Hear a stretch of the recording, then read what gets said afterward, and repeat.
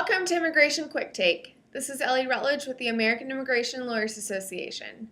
We heard from President Obama this week about several issues relating to immigration, including plans to ask Congress for resources to address the humanitarian crisis involving thousands of unaccompanied children from Central America, as well as his plans for administrative action on deportation policies due to the lack of House action on immigration reform.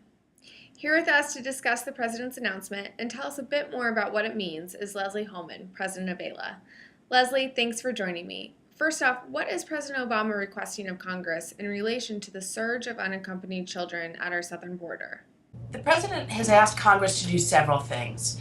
First, he's asked for $2 billion in emergency supplemental appropriations, and these would be used for many things, including beefing up border security, giving additional assistance in processing the children, hopefully for things such as medical care, but we don't know. Clearly, this funding is important, but we believe the most important focus right now should be in increasing staff in the immigration courts, because we've got to make sure that the courts have the time and the resources to process each of these cases and review them carefully.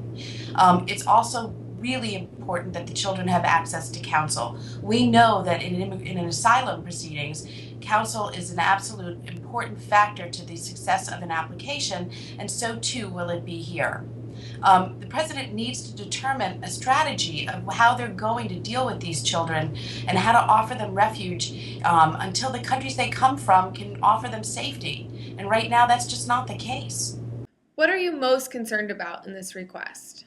Well, there's several things that we're concerned about. One thing that we're very concerned about is that the President is asking Congress to change a law that was set in place during the last administration to process children that are coming from countries that don't immediately border our own, such as Guatemala, Honduras, El Salvador. Our current law provides for unaccompanied minors that are not from Mexico or Canada must be detained, processed, interviewed, and information has to be collected before they're released into the custody of a family member, before or while their immigration proceedings are pending.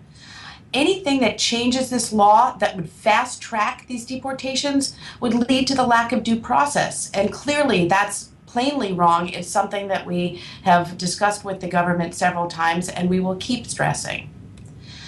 In addition, the unaccompanied children from Central America are coming here to escape violence and turmoil and drug cartels. They're not in a safe place in their home country. We need to treat them as humanely as possible.